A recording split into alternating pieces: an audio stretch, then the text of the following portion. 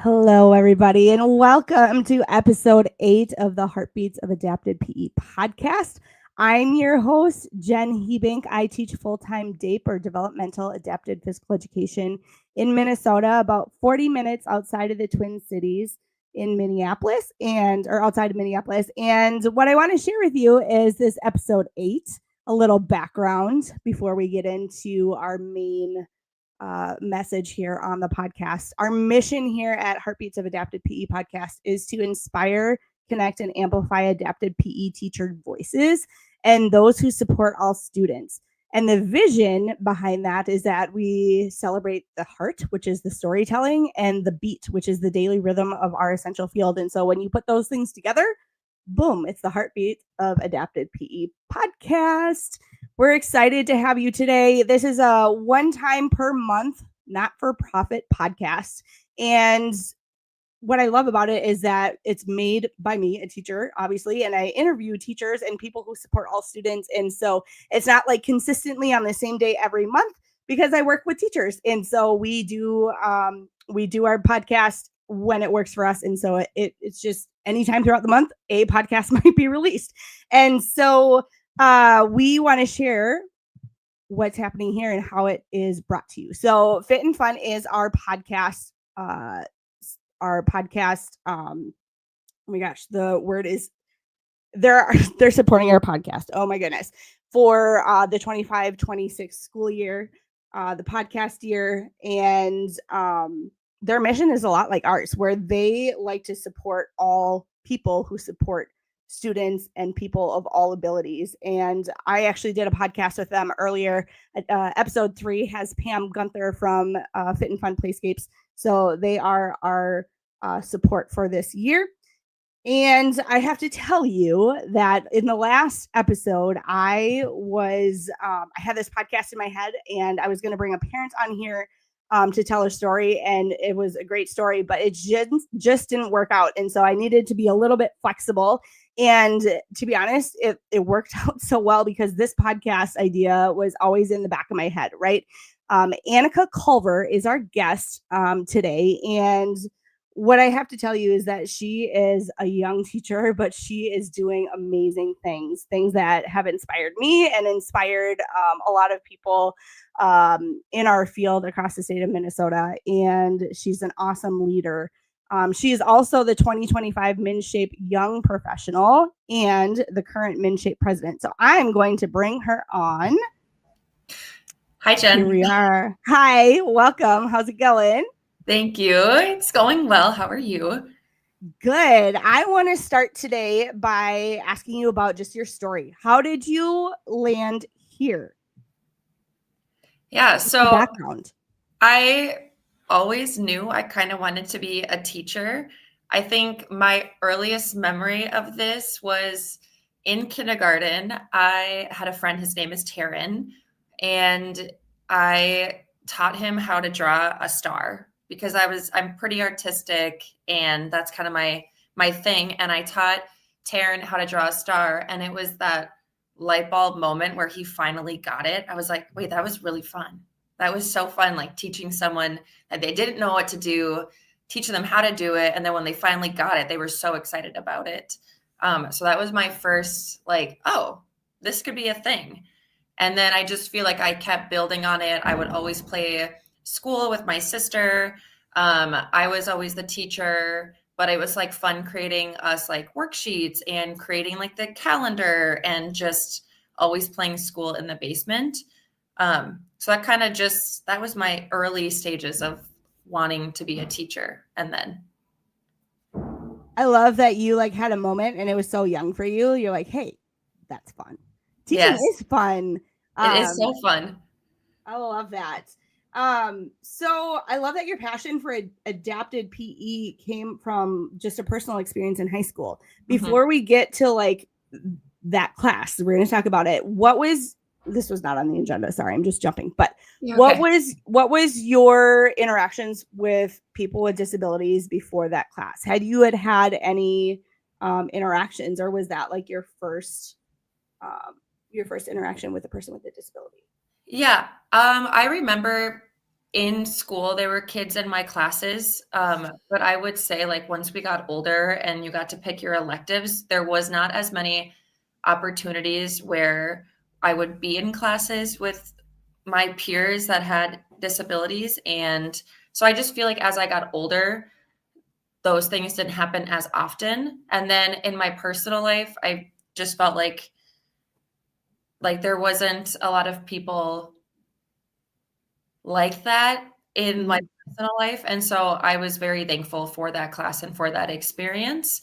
Otherwise, I just, you feel like you don't know what you don't know, and Yeah. when you're in a setting like that, you're like, "Wow, I didn't realize all this great stuff came with, like, working with people with disabilities." Yeah. So share a little bit because you were in kind of a cool opportunity where Mhm, unified PE was not a thing yet. mhm. Can you describe what unified PE was like with the Lisa Smith and what made that so special? Yes. I remember Lisa coming to me, she's like, "Hey, I have this idea, um, I'm trying to figure out what it's going to look like, but you need to be in this class." And prior to this class, so it was my senior year, or I was going into my senior year of high school at Proctor. And previously, Lisa, or in this instance, Miss Smith, she was my Mhm. seventh grade basketball coach. And so she has known me since I was a awkward middle schooler, and then was like my general PE teacher. She was my health teacher for a while. And so we had a growing relationship. And so she came to me and was like, "This is the plan. This is what I want to do. Here's my thinking. We're going to pilot it. We're going to learn as we go, but you're going to be in the class." And I was like, "That sounds perfect. I can't wait." And so that's how the conversation started and went about. Um, the first year that we did it, there was Miss Smith. She like hand selected 10 uh, neurotypical students. So there was like 10 seniors, and then it was her adapted PE students. We were all in our unified PE class. And before we got to work with our peers, we spent a couple of weeks about just like learning who they were and what to expect from class, which was, I think, very valuable. But honestly, the hands on work and actually playing with my own classmates was when I learned the most about them and who they were and what they were interested in. Mhm. And then the first year, I think what really solidified my decision to be a teacher, and then even more so like a PE and DAPE teacher, like I was like, "Miss Smith, I want to be like you," Yeah. was we each got a chance to plan our own lesson for one of Mm. our unified classes. And I just remember having so much fun with that and getting to be creative and thinking like, okay, who's my audience, right? Who's in the Yeah. classroom with us right now?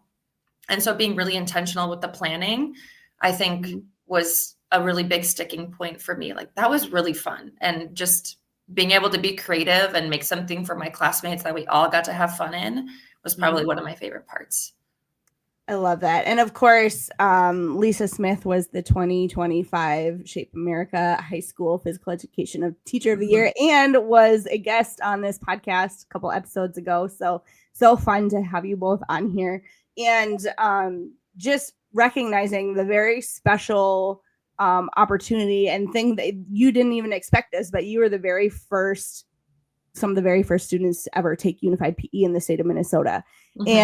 And in talking with Special Olympics, I joined Lisa. I was I think I was like the fifth teacher in the state of Minnesota. We now have like close to 400 people teaching Mhm. unified PE across the state of Minnesota. And so Lisa was definitely one of those pioneers. And for a while, like her and I would talk and be like, we're in the Wild West. Like we're figuring this out as we go. Mhm. But we know that it's working. And so it was such a cool time to be alive because things are Yes. kind of shifting. And the fact that when someone like you comes in and they get so much out of it and they decide like I think I kind of want to do this, like Yeah. we know that we're doing our job, and you're going to be one of those teachers that people come up to you and say, hey, I'm a teacher, I'm this because of you. Mhm. um, so it's going to be awesome. And you teach both regular, or what we call general PE. We don't want to use the word regular because then it's regular versus irregular. General PE at Cornelia, and adapted PE. So what about unified PE class kind of pushed you into being able to do both, do you think? What helped you? How does that influence your teaching today? Yeah, I think just having that perspective of everyone deserves to have fun while playing and everyone deserves to be included in on the fun, I think really helps guide my planning when I'm planning lessons. So, more specifically, I teach all 4 of our kindergarten sections of PE and all 4 of our first grade sections of PE. And so I just feel like I have, like I'm their first like structured PE experience for my general PE classes. And how can I make it inclusive in a way that they're all having fun, they're seeing their friends having fun, and they're not seeing any of their classmates like sitting out or not being able to participate or only working with a para. Like I really try to avoid those things. And to do that, I always think about how can I plan a lesson where there's always that right fit challenge for kids. Like you get to choose your challenge. I'm having equipment available that anyone can use, whether you're my gen ed student or you're my adapted PE student. Like this is available to anybody. So then when the students who might need it a little bit more choose to grab it, they're not feeling like on this island, like I'm the only one who needs this equipment. Like it's available to everybody. And so really, really thinking about like, if there's a game where you're earning points, like how am I tallying points up at the end? I always do like our mystery color winner, or if we have something with numbers on it, I have like a mystery number winner instead of saying whoever has the most, because then like whatever people earn during the game, like everyone can feel like they have success, whether they earned 3 of something or their team or them individually earned 10 of something. Like there's a chance for everyone to win or be a part of the game in that way. Yeah, I love that you kind of have some favorite ways that you're able to include all students. And I'm wondering, without sharing names, can you just share a moment where you saw the power of inclusion in action? So if there was a student, without sharing names, without sharing confidential information, that had a breakthrough or like a really special moment that kind of just sticks with you, I'd love to hear about that. Yeah, I think this moment didn't necessarily happen in my class, but I got to see it firsthand with like the students from our class. So I went to go and do an observation on our playground. And while I was outside, I saw we jokingly call them like their little girl posse. There's this one student. So at Cornelia, we have 2 like site-based or center-based classes. And there was a student who was just leading all of these girls around the playground. We're pointing, we're playing, they're following, and they were all in like the same gen ed class together that year. And they were just following them around the playground. They were laughing. They were on like the merry-go-round together, like pushing them around the merry-go-round, like literally the entire 20-minute recess, like those students were choosing to play with that student from their class. And at the time, that student, like a lot of the times that they were with, their gen ed class was like morning meeting and their specialist classes.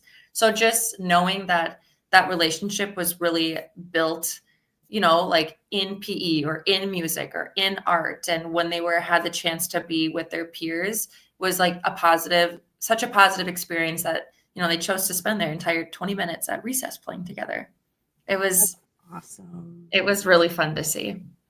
I was just thinking, like, as I was asking you this question, I had a moment like this. And we've been doing volleyball. We do volleyball. We do like a recreation skill on Mondays, stations on Wednesdays. So it's like a really organized routine, right? In my middle schoolers.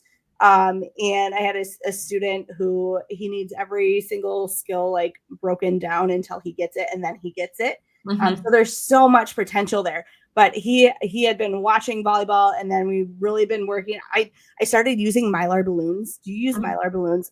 Okay, it love was my in your session, I think, that that I was like, I need, like, it's been in the back of my head forever, but I finally bought Mylar balloons, and that was just such a big game changer. I think I'm getting rid of all my beach balls. Maybe I'll save They some. last so much longer too. Like beach balls, Yeah. not my favorite. And you can refill them. Anyway, so like we broke that skill down, like physically would hold the arm up, and then like he would visually track and then hit it, right? And pretty soon, the end of our unit, we had everybody join, and instead of using so the way that I play volleyball is with like large playground balls, and those are just really fast and they're really fun and slow things a little bit down for combination play. But for our kids that really need it slow down, I just hadn't found a great thing, and so Mylar balloons. Anyway, so we had everybody join. Instead of using the big playground balls, we just played like balloon ball, and the Mylar balloons have like the perfect weight, and like he has to sit on a ball while he's playing volleyball, otherwise he'll get up and wander. But the balloon just his arms were up and he was bouncing, and the balloon came and he happened to just like whap it, and we're like, oh yeah, you hit it, like during a game. And we just thought it was like a one-off, but like 30 seconds later it came again and he hit it again, and we're like, we just like doubly, like, he's getting it. Yes. And so like those moments where it kind of just all comes together, and it's just like, oh, this is why I do this. And now that kid like has an opportunity to connect with other people through recreation, leisure, and through volleyball, and have something to talk about. And like maybe later in lunch, his friends come up to him and say, hey, I saw you hit that Mylar balloon today. Like, nice job. Just gives them a nice like social piece to connect on. Absolutely. And so I love those. Another one, I want to share another one. But we used to do swimming at the middle school, and this kid came in 6th grade and like didn't know how to swim, and we worked it and worked it and worked it. And finally, like 3 weeks left to the unit in 8th grade, I turn around during warm-ups and he's swimming. And I was like, you're swimming. This is the moment. Oh, yes. And so, so I feel like sometimes we get these moments as adapted PE and general PE teachers where all of a sudden it clicks, and you know that kids, you know, life is just going to change a little bit for the better because they have that opportunity to move, right? It's always cool too when it clicks, like something you were practicing in your small group, and then it clicks when they're in like their general PE. And I've had paras like send me like, oh my gosh, you're never going to believe what they did in class today. And I was like, oh, finally they did it. And I think the best is when that skill transfers into the large group. Like they got it so much that they were able to do it while playing the game with their peers. I'm like, that's it. Yes. That's the gold. That's one. Okay, just a side note. Can you share a little bit about, because you went to Winona, right? I did, yeah. Winona State. Can you share a little bit about like your favorite highlights from going to Winona? I was a River Falls Falcon, but like Winona is pretty great and always goes to the conferences. I just want you to share a little bit to highlight Winona. Oh, good old Winona. Through like the major, we did so many like fundraisers for like health and PE majors. So we're able to go to the conferences. And so I think my favorite memory is when at the time I was the president of our clubs, because I have to be involved in everything. And we got, I think it was like 15 people to go to the national conference in Florida. That's huge. It was so much fun. We stayed in this Airbnb that was maybe not in the greatest location, but like we shoved too many people in this Airbnb, but just like spending quality time with people who are also excited about like your learning and just like makes the experience way more fun. I think that was probably my top moment. But yeah, Winona, I felt like I came into the program when it was like getting like, it's always been a good program, but just like bringing in like Dr. Malley and Dr. Martinez and Felix and like all of those really great PE people, I think made that experience amazing. Like learning not only how to like learning about your content area, but then how to teach your content area, like in action, I think really set me up for success. Like it was always like an aha moment almost every day in class. Like, oh, that makes sense. And then it was like the moments where like, oh, that makes sense why my teachers did it that way when I was a student. Like, Yep. it just like it's all coming together now. There it is. That makes sense. I know, like, whenever you guys come out, whenever the Winona kids come out, you know it's going to be a fun time because they're just all in 100% of the time. And they're higher ed people. Christy, I love Christy. They're all like so excited to bring you guys, or your alumni, not you anymore. You're lovely, graduated and teaching, but just so excited to bring their future professionals. And I just think the networking that comes out for Winona kids and anyone who is a college kid is just so good for them to connect with their future colleagues. And so I think it's so great. Probably a lot of hard work to like fundraise, but man, doesn't it just pay off? Oh, it's so worth it. Yeah. We did so many presentations to get money from like the school board who like funds clubs. Like it was a lot of work, but obviously it was worth it because now I can't stop going because it's just so fun. And I was like, I don't want to miss out on going to any more national conventions. Yeah, right. Major FOMO. I've been to a few, and like this last one in Baltimore. We'll get to Baltimore in a little bit, but I did so much, and I just know I'm going to have so much FOMO because I can't go this year. It pains me. So they're just good every time. It's almost like a family reunion now. Like, you know, so many people. It really is. It just feels like family. And so, Annika, you've been teaching only for 4 years. So you're still like what I would call a rookie teacher. You're almost a veteran status. Not quite. You're getting there. So I always talk about rookie teachers and veteran teachers and how we can help each other. But you've only been teaching for 4 years and you're already been so involved with MNSHAPE. And you are the current president of MNSHAPE, which I think is just mind blowing because what I knew as a 4-year teacher, man, I didn't have the maturity or like the knowledge. And so you've just been so involved ever since your college years. And so I kind of want to talk about that now. So I know you're involved with the MNSHAPE board and now serving as president. How has been part of that organization shaped your perspective on the future of PE in Minnesota across the country and across the country? So I started on the board as like the future professional VP, and that was my sophomore year of college. And then I've been on it ever since in like various roles. And I just love like learning like the behind the scenes stuff.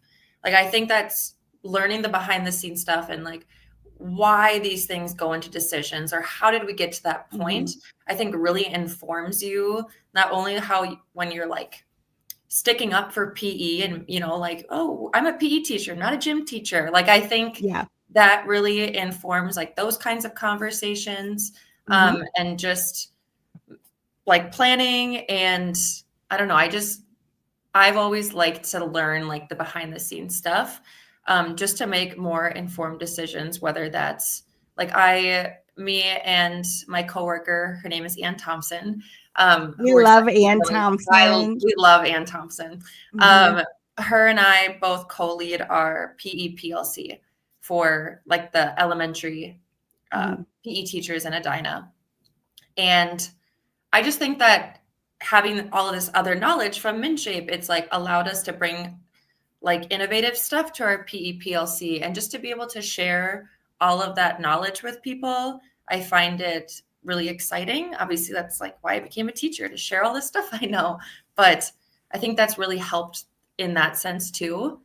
But yeah, I feel like there was in college, I worked, this is like my comparison to it. In college, I worked as a waitress and there was a little, like 3 months during our slow season, I told my boss, I was like, hey, I kind of want to work in the kitchen. And she was like, you want to go and work in the kitchen? I was like, yeah, like, I feel like it's going to make me a better server to know how all the food is made. So I was back in the kitchen and I started as the fryer girls. And I was like, I got these fries down. Like, I know how to do all this stuff. And then like being a part of the kitchen staff, like then you were the dishwasher and I was doing that too. And then they started trying to move me up to like plating and the grill. And I was like, I think this is where my skills tap out. And done. But bring that up because like comparing it to being on these different boards and stuff, like I had that knowledge, like, okay, I actually know when someone asks me like, oh, what's on that burger? Like I can actually give them an honest answer. Or like when I'm clearing off plates and I'm stacking plates for the dishwashers now, like I know what it's like when people don't clear their food off. Like I'm going to be really intentional about doing that because I've been on the other side. So that was.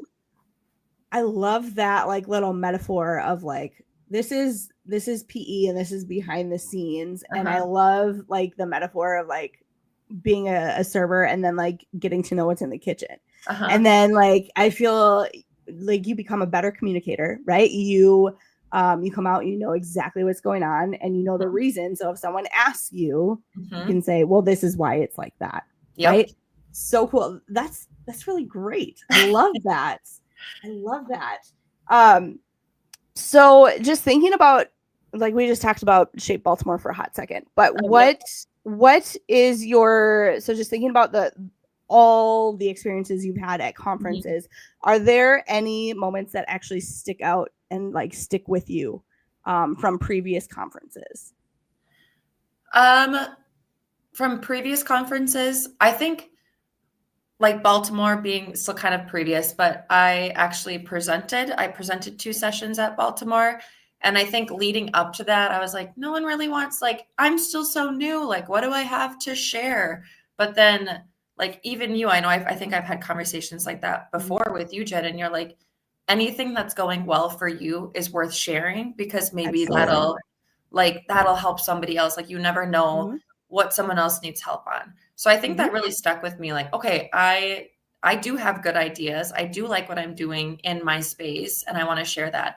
And so like the first presenting at Baltimore was an amazing experience, and just the connections that came from, or like presenting an activity session and we had like over 50 people in there. I was like, out of all the sessions that Baltimore has to offer, like all of these people want to come and, you know, see what Lisa and I are presenting on.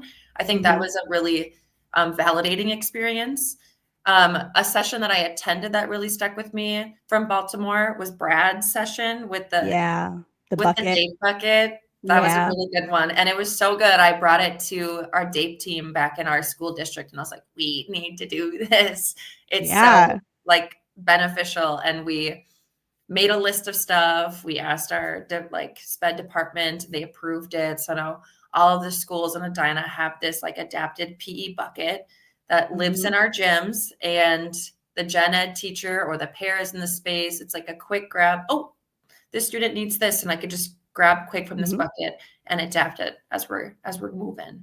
So that was the one that obviously still sticks with me from the Baltimore session. I love it. I love Brad. Okay, here's a story. I haven't told this yet, but when I got to Maryland, I like knew him. He was one of my friends that I knew ahead of time and never had met in person. And he goes, "I'll take you out and we'll go get some Maryland crab." And I was like, "Okay," like because I like crab. Maryland crab is different though the little small crabs.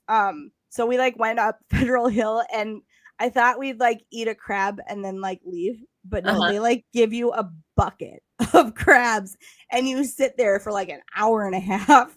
It is an experience, and you like crack it and eat it, and then you get to the next one. And after a while, I'm like, okay, I think I've had my fill.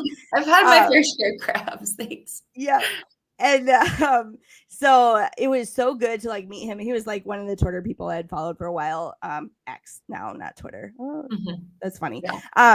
But he also came to MNSHAPE and did the bucket. And so he and the Teacher of the Year had come and done that too. But just those connections were so fun during Baltimore. For me, I did I did 2 sessions with Dr. Megan Johnson. One was 50 hacks in 50 minutes. And like we took that because that was a packed house. I don't know if you were there for that. Did we present at the same time or were you there? I think we presented at the same time, but I went to that Yes. session at MNSHAPE this year because I was like, Yes. I missed that. I need I was taking vigorous notes. Yes. Yes, Jen, thank you. Yeah. So like I don't know where it came. I think Jessica Matheson had done like 50 health hacks in 50 minutes or health education hacks in 50 minutes. And I was like, you know what? I think this could work for adapted PE. And so, and it went so well. And Megan and I work so well together. I always say I'm like the dreamer and she's like the brains where all the details come together, right? So we make a really good team. That's And me and Ann Thompson. I'm like, I have all these yeah, ideas. And Ann's like, logistics. And I was like, yes, I yeah. need that too. Yep. And so we went so well, we're like, let's take this show on the road. So we did that MNSHAPE, we did that MNSHAPE. And if there ever comes up an opportunity to go elsewhere, we're definitely going to do that. We also did one on supporting student teachers, which was very small, but also the conversations in there were really good. And then I did one. Oh, I wish we could get these guys to MNSHAPE with Maddie B and Megara. And we did, I can't remember what it was actually called, but we adapted at every level and support, like, how do you support and adapt at every level? And that room, it was like a ballroom and it was packed. And what was wild is that I had like my professors from not UW, University of South Carolina attended, and I had never met them in person. Oh, And that's so, cool. yeah, so one of them was there, and it turned out to be like the coolest session because we like ended up coming up with all these new games that were unexpected. So with that, the biggest thing that I took away was that that we can have an idea. We kept like running into this wall. We're like, what do we do? What do we do with this? And it turned out that we just needed to let the attendees do something with it.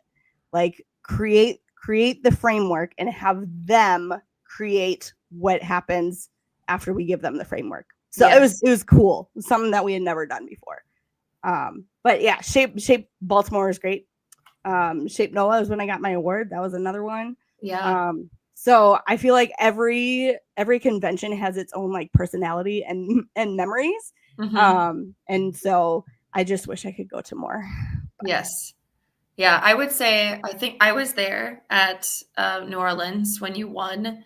Yep. And that was my first conference where I wasn't going with Winona because at that point I had graduated. And that year, I don't think Lisa could go. And usually, like, I would stay with Lisa. And so Megan McCullum took me under her wing and she's like, these are all these like really impressive people I'm going to introduce you to. And I was like, Megan, I feel like I'm meeting all these celebrities. Thank you so much. But like, this is so overwhelming. But that was my big thing in New Orleans was like meeting all like the PE celebrities. I was like, wow, I've seen a lot about you guys. I love it.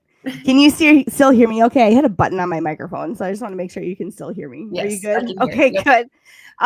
Yeah, I feel like when we go to convention, there's always people that you've seen on social media. And you're like, oh, it'd be really great to like meet them in person. They put out like good lessons or good ideas or good hacks. And you're like, man, I use so much of their hacks. It'd be nice to like thank them in person, you know? Yeah. So absolutely. So just thinking about being like a newer rookie teacher, or like your first year of teaching, I was excited to ask you this question about what do you think young teachers like yourself need from veteran teachers like me? Like what helps? That's a really good question. So my first year, I was actually itinerant. So I was traveling between buildings. So I was at one building in the morning for adapted PE, and then I would come to Cornelia, and then I would teach my gen ed classes in the afternoon. And then the next morning, I would start at a different school and do adapted PE, and then I would come back and like always end my day at Cornelia. And so not only was I learning how to be a new teacher and a first year teacher, but I was learning what it meant to like teach in multiple buildings and like who are my touch points that I can go to for different stuff. I feel really very grateful that, you know, I work with Anne, and she had been an itinerant teacher before. Like she was a day teacher for a while. Now she teaches our 2nd through 5th grade gen ed classes, but she was a huge help. Like, and I think what made her so helpful was she was a sounding board all the time, which I think is what you should expect. Like if you're going to be a mentor teacher for a first year teacher. And I mean, I'm not scared to ask questions. So I will literally ask any question at any point. And so Anne was always like really patient, and she would like listen thoroughly to all my questions, and she would give me good feedback. She wouldn't, and I appreciated that she wasn't ever trying to like sway my opinion. She would always just give me the facts of the matter. And then I kind of got to make my own decision from there.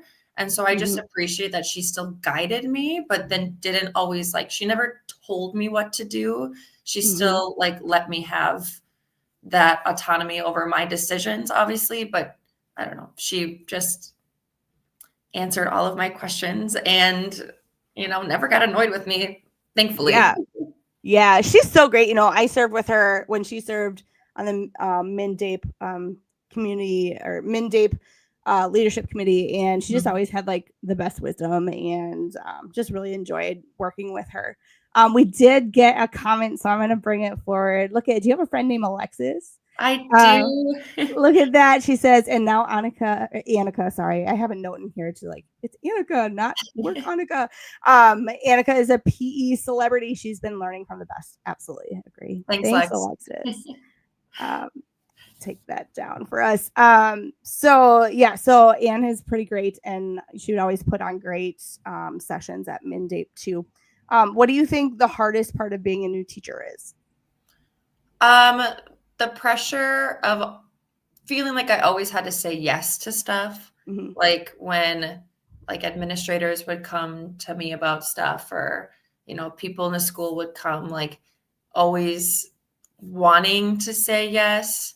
And I know if I really needed to, I could always say no to, like but I wanted to say yes to always make a good impression on stuff. And so I felt like I overfilled my plate at times, and just it being a learning curve as a new teacher and feeling like I needed to say yes. And I also felt like I really set my standards really high my first year of teaching. So I was like doing all this stuff, and I was like, oh, I have to do that again next year and top it the year after that. And so I really set the bar high for myself my first year, and feels like I have to always reach that or do better than that, which I know is not true, but me just trying my best will be the best. Period. Exactly.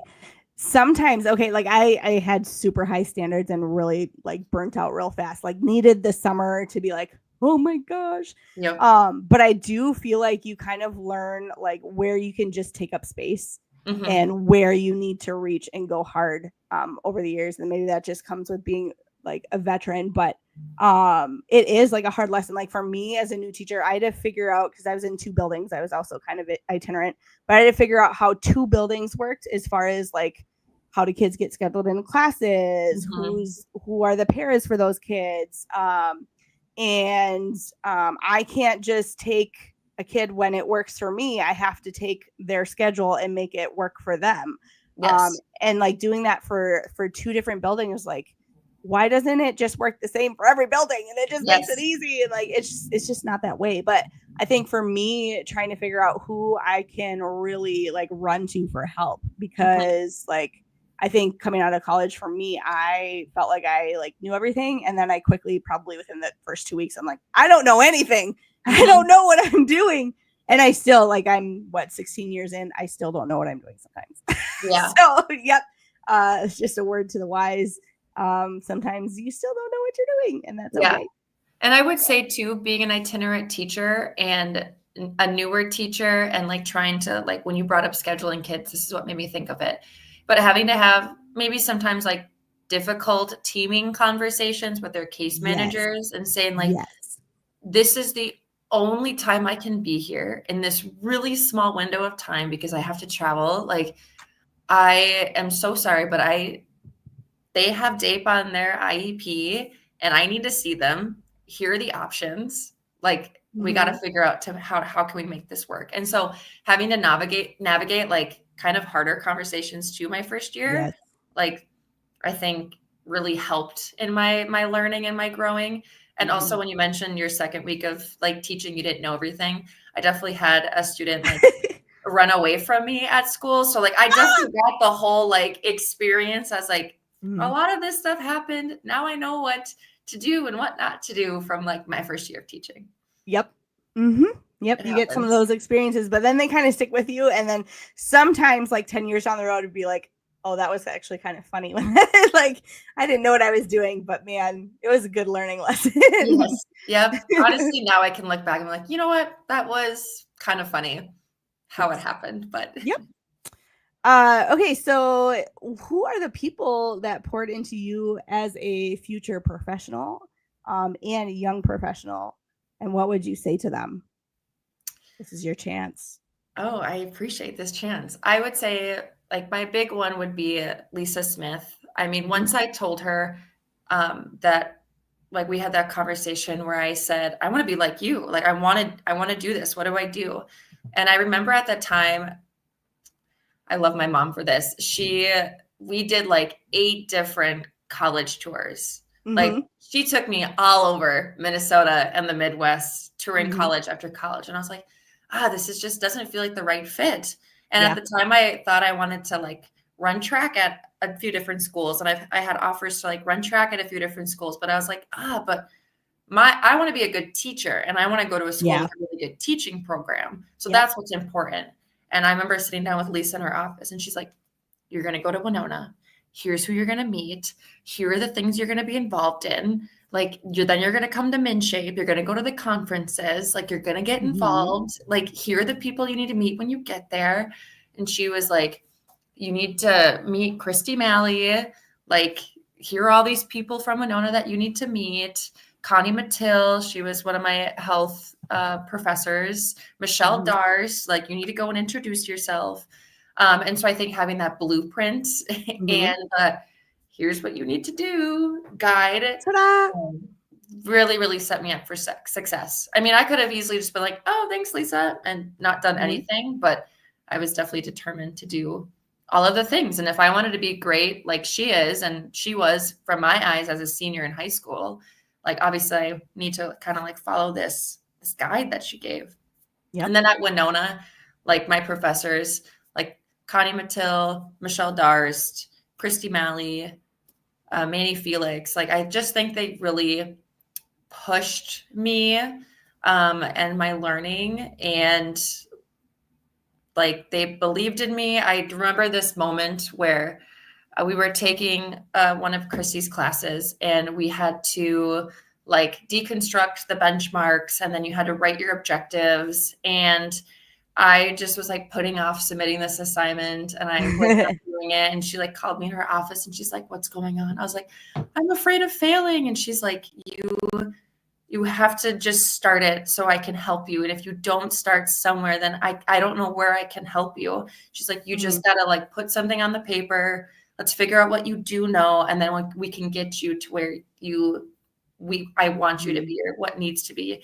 And so I remember sitting down in her office and saying, there's going to be a lot of new learning and you just need to be okay with like failing and trying. And that's how you're going to learn. And I remember after finally like filling out that worksheet, I was like, oh, this stuff just clicks and it makes sense. And lesson planning and making all these connections and deconstructing the benchmarks, like that just, it clicks in my brain. So it made so much sense, but it wasn't at first and I just had to do it. So shout out to Christy for really pushing me and saying, you can do those hard things. And truly, like, I feel like not all professors are going to be like that. And that's what makes Christy so special is that she is willing to have those hard conversations, but also say, I'm here for you. Like, I'm supporting you. And when you fail, I will help you. And how much do we take that and apply it to our students too? Like we take those situations or like, I need to be that for some of our students because they're going to feel like they're going to fail and they need to know it's okay to fail. Right. I definitely have some kids in my class that will go, Miss Culver, I can't do it. And I was like, you can't do it. We're going to practice. We're going to keep practicing and you will be able to do it. I said, this is your first time doing it. I couldn't do it my first time, but now I can. So yeah, I've had that experience with my own students and I'm like, oh my gosh, I remember when I was like this too. Wait a second. This feels familiar. This feels, full circle. Full circle. Okay. So I left a little bit of time here and I kind of just said, if you have any questions for me, because we don't get a chance to like sit down and talk like this all the time. I know this is so It's good. I just wanted to ask if you had any questions for me, like ask me anything. Is that what they do on Instagram? Ask me anything. Yeah, that's how it goes. Because we don't get a chance to just sit and chat. So I just wanted to give you the opportunity. Yeah, I think like to kind of go along like the theme of my story, like having that like mentor teacher, and then now being on the board with her and like doing presentations with Lisa, who I'm referring to. Like she was my teacher and first my basketball coach. But have you ever had one of those full circle moments where like you had a student in class and then like you're like, wow, you're gonna go into like be a PE teacher, you're gonna like, have you ever had one of those full circle moments, and what did you feel about it? Yeah, I actually work with one. She was in my first or second unified class, kind of like you. And her mom was actually my colleague, and I worked with her for a really, really long time. And her mom recently retired, and she took the job, the girl that was the unified partner. And so she's getting her DAPE license right now, and going through all that. And so it's something to teach your student, have your student. I don't think she chose to be a PE teacher because of me. I think it's because of her mom. Obviously her mom's pretty great. And she had to kind of go on this journey herself to figure out like, hey, yeah, actually DAPE is kind of the thing I want to do. But to have her come into the interview and you get to interview your former student for the job, and then to be able to congratulate her afterwards and be like, you're going to be my colleague, and I'm so excited for it. That was pretty special. And I think as humans, we get the opportunity to like do a lot of things and feel every single emotion. And teaching your student and then becoming their colleague is pretty cool. So similar to like you and Lisa, she's kind of my you. But I also think thinking back to like the national conventions and stuff too, when you go to your own state conferences, like people come and present and like you get to know them, they're like your celebrities or whatever.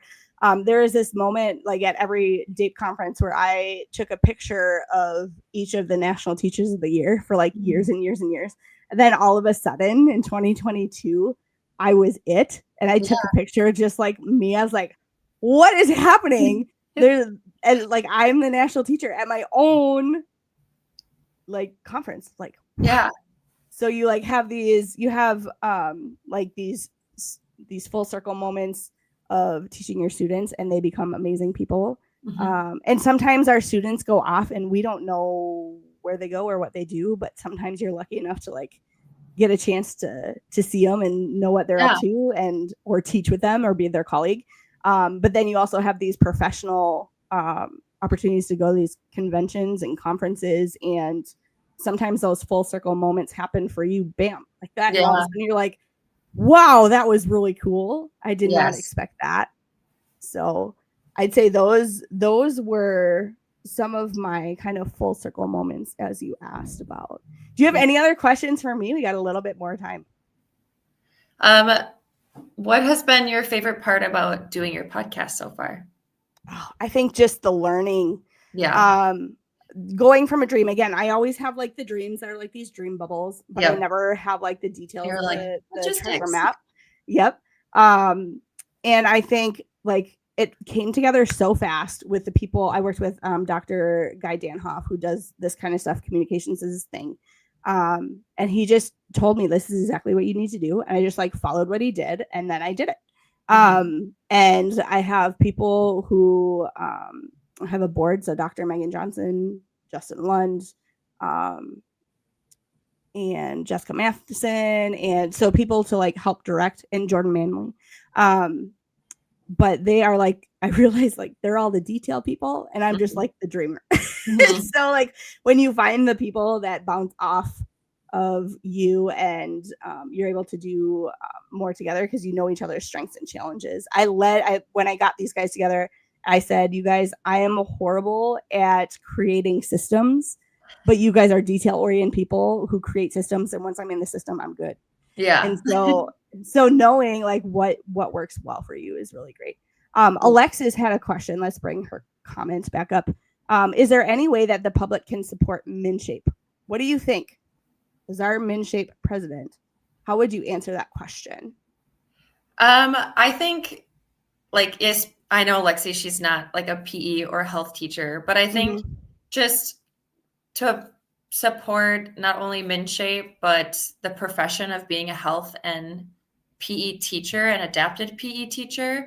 I think just, really challenging people. If, you ever hear someone calling someone a gym teacher, or like, oh, those who like the sayings were like, oh, those who can't teach, like teach PE, like those ones, like just really challenging them and saying like, no, like my friend, she's a PE teacher. She's an adapted PE teacher. She is a professional. They're really changing people's lives. And so I think for just like the public is just not only supporting our statewide organization, but also like our profession and us being professionals, period, I think can really make that big shift. Because I feel like we're still kind of fighting those, what's it called?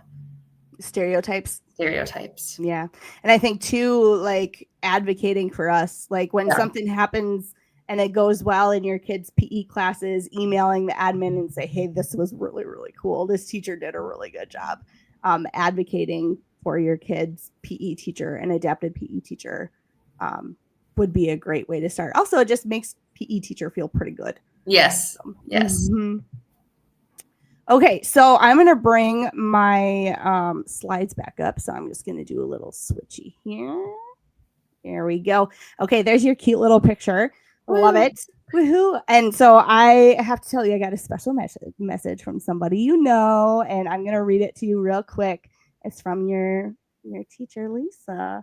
So I asked her, I was like, can you like give me a video or email and tell me like why you're so proud of Annika? And this is what she wrote. She gave it to me this morning. And Lisa says, my pride in Annika Culver is genuinely boundless, and it begins long before her career role as MNSHAPE president. I first met her in 2012 when I coached her in basketball at Proctor High School. And even then, her maturity, insight, and impeccable fashion sense stood out. She wasn't just talented, she possessed an incredible hunger for growth, whether that was in sports like basketball, cheerleading, and track, or in her service and academic pursuits. This drive led her to become a foundational member of my first ever unified PE class at Proctor, where she helped lay the groundwork for a legacy that continues in Minnesota today. The moment that solidified her path was toward the end of her senior year when she walked into my office and simply said, I want to be you. I was speechless and deeply humbled. My response was a challenge. Go to Winona State, major in health PE, get your DAPE license, maybe a coaching minor, be the president of HOPE and PE clubs, and attend every MNSHAPE state and SHAPE national conference. Annika's immediately response was, sounds good, was classic. And she didn't just meet the challenge, she thrived. During her time at WSU, she became a national champion in rugby and grew even more into the remarkable human she is today, ultimately fulfilling her promise by serving MNSHAPE as an undergraduate and now incredibly as president. I remember the full circle moment of her first job offer. We were in Colorado for the Central District Leadership Summit, and she had done the interview driving there. After filming a mock lesson in a university courtyard, I watched through a window as she took the call from Edina Schools. Getting to share that triumphant hug was a moment I will never forget. Annika, to say I am proud is an understatement. The work you've done at Edina is nothing short of amazing, and your teachers adore you. Your students adore you. And your inclusive heart is a gift to the profession. This is truly just the beginning for you, and I have no doubt that your career will be something absolutely special. I'm honored to call you a colleague and fortunate to call you a lifelong friend. Lisa. Isn't that so sweet? She's so great. That was so sweet. And I was sitting here laughing because I was like, that was funny how what she said, like I had also lines right up. And I was like, these were the moments. And she's like, those were the moments. Yes. I love how that has to be such a like powerful thing. Like if you're both communicating the same things, like about these moments, like how powerful it was for her and how powerful it was for you to like I like, Yeah, it's just good. it's cool seeing it from her perspective. Like hopefully one day as a teacher, like I have that moment too when my Mhm. student sits down and it's like, I want to be like you, and just saying, here's what you do, and you Yep. know, they go off and they do it and they do even more. So thank you, Lisa. That was really kind. Yeah. Yeah. All right. So we are going to start wrapping it up here. And I want to just talk about takeaways from this podcast. We always talk about, what our kids are getting out of our lessons and what they're taking away. And just thinking in this moment of what I'm taking away today is just the reminder, like, we have teachers that are young, that are rookies, and they need veteran help. And so for us to just continue to be open to mentoring, to when they look like they need help, we can ask, do you need some help? And just always having kind of an open door, or like just be willing to return text messages, whatever it is, like helping you guys do well so that you can thrive is always in the back of my mind. We talked about full circle moments today, and how your full circle moments as a student and Lisa's full circle moments as teachers, like how they kind of intertwine and how powerful that is. We talked about conventions and state conferences and how those national conferences are so important, and what memories we had from those, and how they kind of stick with us. Every national convention kind of has its own personality and memories. And so we have both of those. We just shared some of our favorites from that. And so I kind of want to know, what are your takeaways, Annika, from today? I think my biggest takeaway, like still being a newer teacher, is I know I still have a lot of learning. And Jen, you even mentioned this already, but just, once you find that go-to person, and if you are someone's go-to person, just always being open for ideas and for questions, because I feel like I wouldn't be the teacher I am without like those key people as like my sounding board, as my go-to for questions, and them being patient and just like willing to brainstorm ideas with me and work through things. And I'm obviously as someone who needs to know why things happen and why things are like this, and giving them all that information that you can. And so I think if you're, a seasoned or a veteran teacher, just know that like a newer teacher appreciates, questions answered and a little bit of patience as we navigate this newer era of teaching, especially in your first 5 years. Yeah, absolutely. And I think the other thing too is, like, even though you're young, a young teacher, you have so much knowledge to share, even because just getting involved in MNSHAPE as soon as possible was a really big deal for you. And I think a lot of us kind of don't recognize what MNSHAPE can and does do for not only the state of Minnesota, but when you join the leadership committee, if you have the opportunity to do that, it really shapes who you are.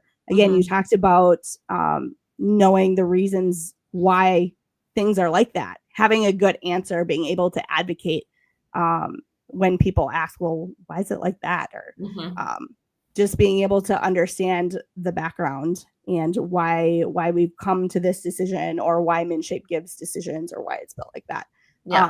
So get involved with your college leadership, get involved with MNSHAPE.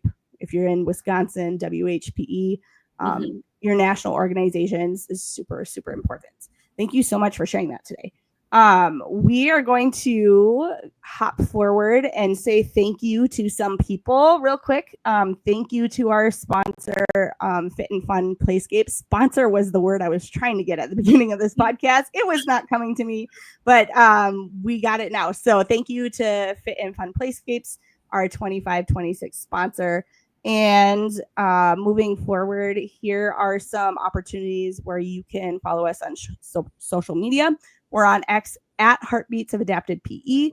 And then we're on Blue Sky at Heartbeats of APE at bluesky.social. And you can always email us at heartbeatsofadaptedpe@gmail.com. You can watch and interact live on YouTube as we go, as we're finishing up right now. You can still put comments out. But if you go to YouTube and search at Heartbeats of Adapted PE podcast, you'll find us there. under the live streams. And then this event is also happening in the Health and Physical Education Collective. And Shape America also carries our YouTube in the live streams, or Shape America also carries our podcast on their YouTube page in the live streams as well. So thank you so much for following us today. You can also, I'm slowly but surely adding our episodes to Spotify and Apple Podcasts. So you can look for those there. Our early episodes are loaded up until episode 4. And thank you to all of our followers and our listeners. And if you're watching live, thank you for watching live. And if you're rewatching, thanks for watching us later. Annika, thank you so much for joining us today and sharing your story. I love that we got into a lot of the heart behind what we do, but celebrated the beats of our daily life here as adapted PE and PE teachers. Thank you so much. All right. Thank you, friends. Hope to see you for episode 9.